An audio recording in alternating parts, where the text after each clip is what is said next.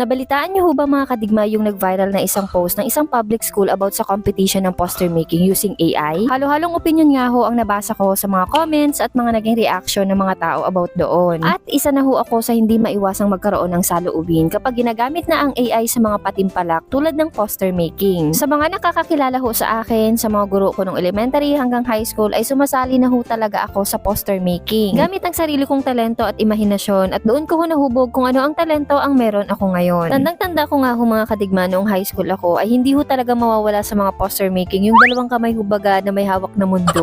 Iya, alam mo yun. Kilala kita. Dalawa. Laging may gayon.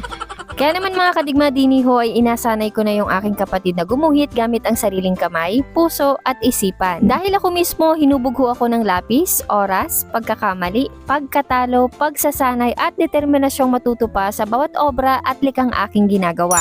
Iyon lang naman ho ang nais kong ibahagi mga kadigma. Pasensya na ho kay Dian at talaga namang mahiyain yung aking kapatid.